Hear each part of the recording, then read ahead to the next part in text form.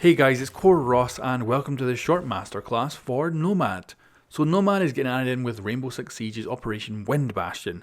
Now, she is a very interesting attacker because she's all about covering the flanks. Now her special gadget is the Airjab.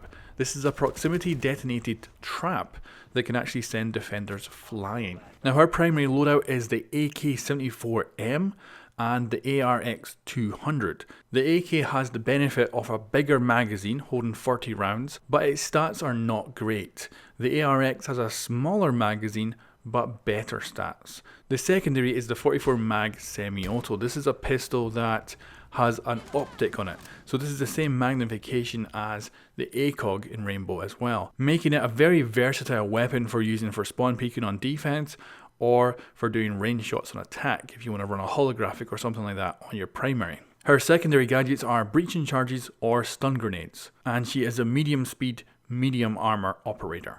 Now let's talk about how best you can use Nomad. So her gadget, first of all, is launched from her weapon, so it's a side mounted gadget, and she can switch between it very quickly like Buck can switch between his shotgun and his primary weapon.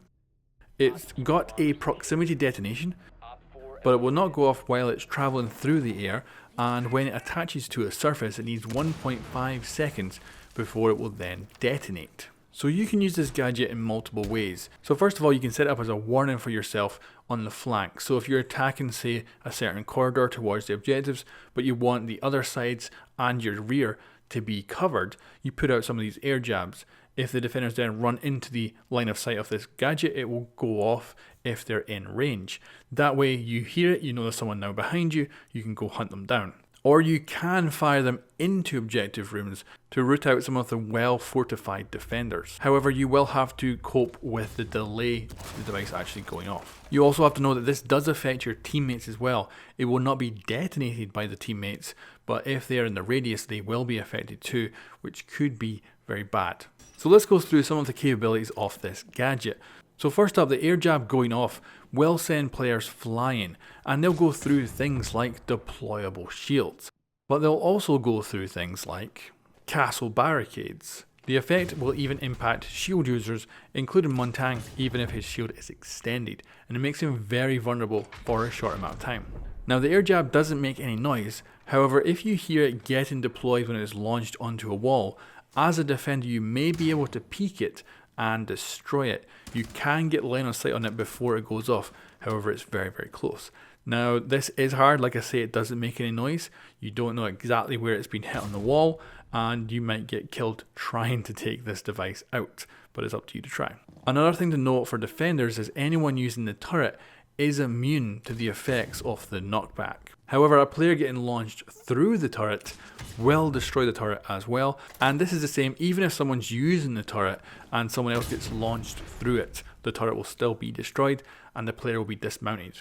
The air jab is also capable of launching you through multiple objects, so multiple deployable shields, multiple soft walls. It can really launch you a decent distance through multiple objects. Now the air jab itself is a trap, but you can set up more elaborate traps with the air jab. Because it's very hard to detect and something like a Claymore's laser can be easily detected, it means you can actually set up an air jab to launch a player into a Claymore and blow them up, making it far harder for them to obviously see the Claymore because they're going to get launched in a completely different direction from what they expect. Nomad can even set up these traps herself using her breaching charges, so that if her air jab goes off, she just has to press the button for the breaching charge and detonate it, having already set up the air jab in the correct position to launch the defender onto it. Now if you do want to use this gadget offensively, you can team up with Lion, fire one of these air jabs into an objective, and the player will get launched and actually detected by Lion's gadget, which might facilitate a nice rush into an objective room. Another thing to note is that the air jab going off and affecting the operators will actually get them to drop their gadgets. So if they're holding Valkyrie cams or Electroclaws, they'll drop them.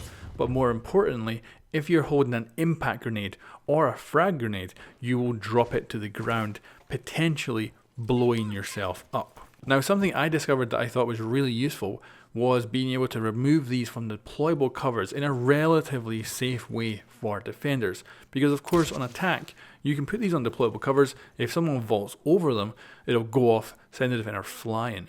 Whereas if you know that one has been launched against a deployable cover and you want to go out that doorway to flank, then you can just pull down the deployable cover and the Nomad will actually go off, but the cover actually stays up, helping to protect you.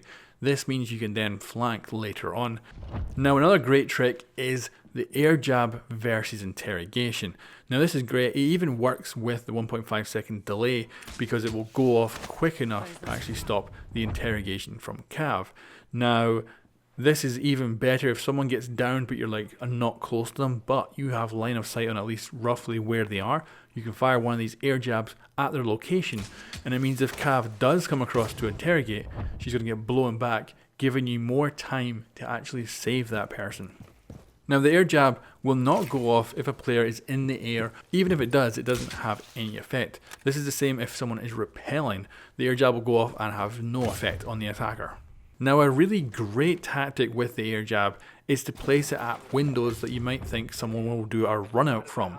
And if this is the case, the defender will jump out the window and then get launched through the air, making it easier to take them out before they have a chance to take out one of your attackers.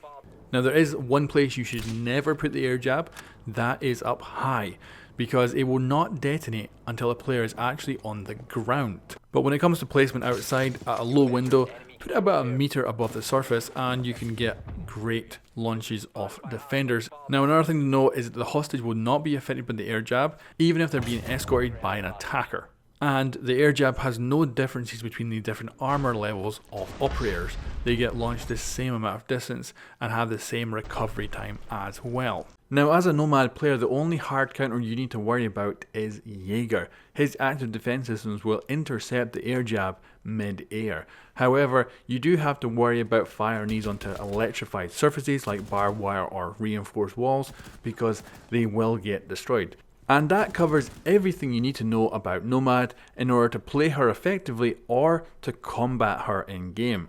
Now her air jab is a lot of fun, and it is best used as flank protection or against roamers or runouts. But of course you can use it offensively and you might have a lot of success. So I hope this video has helped you understand how this new operator works and have a lot of fun playing her and playing against her. Thanks very much for watching, and I'll catch you next time.